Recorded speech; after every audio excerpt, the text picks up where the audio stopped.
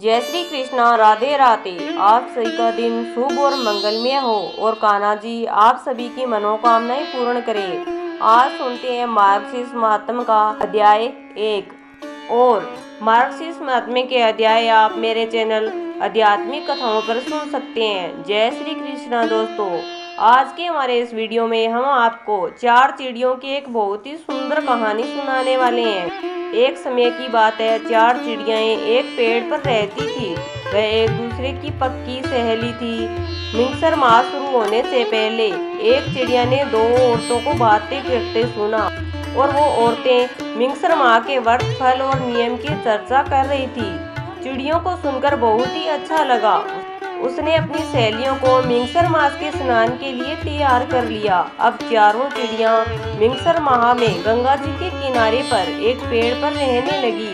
गंगा जी में नहाती, पूजन और व्रत करती। ऐसे ही पूरा मिंगसर माह बीत गया।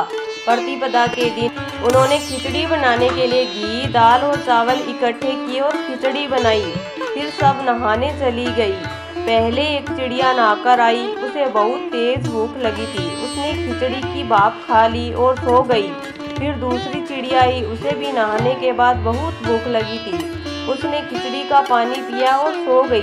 अब तीसरी चिड़िया आई। उसे भी अब बहुत तेज भूख लगी थी। उसने खिचड़ी खा ली और वह भी दोनों के साथ सो गई। अब जब चौथी चिड़िया आई तो उसने देखा तीनों चिड़ियाएं सो रही है। उसे लगा यह तो खिचड़ी खाकर सो गई है। उसने खिचड़ी की खुरचन खाई और वह भी सो गई। उसी शाम देवलोक से तूफान आया और वह चारों चिड़िया मर गई। अगले जन्म में जिस चिड़िया ने भाप खाई थी वह राजा के घर राजकुमारी बनी और जिस चिड़िया ने खिचड़ी का पानी पिया वह कुमार के घर पैदा हुई और जिस चिड़िया ने खिचड़ी खाई थी उसने ब्राह्मण के घर जन्म लिया और जिस चिड़िया ने खुरचन खाई थी वे राजा के घर हथनी बनी। कुमार की लड़की राजा के महल में दासी बन गई और ब्राह्मण की लड़की राजकुमारी की सहेली बनी। राजकुमारी को अपने पिछले जन्म की सब बातें याद थी। राजकुमारी का विवाह हुआ। जब वह विदा हुई तो राजा से बोली कि मैं अपनी सहेली और दासी को साथ ले जाऊंगी। राजा ने कहा ठीक है। राजकुमारी फिर बोली मैं इस हथनी को भी साथ लेकर जाऊंगी।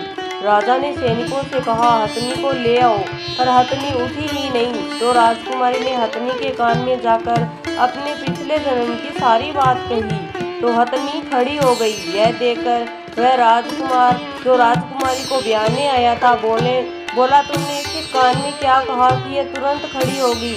मुझे बताओ तुम कौन हो? राजकुमारी ने उस राजकुमार को अपने पिछले जन्म की सारी बातें बता दी। राजकुमार बोला कि मिंगसर माह नहाने का इतना बड़ा फल होता है कि चिड़ियों को मनुष्य की योनि मिल जाए, तो हम भी इस वर्ष जोड़े से मिंगसर माह का स्नान करेंगे और खूब दान पुण्य करेंगे। राजकुमार और राजकुमारी ने जोड़े से मिंगसर माह का स्नान किया, जिससे उन्हें बहुत सारा फल स्वरूप इस लोक के सुखों को भोगते हुए अंत में उन्हें वैकुंठी की प्राप्ति हुई।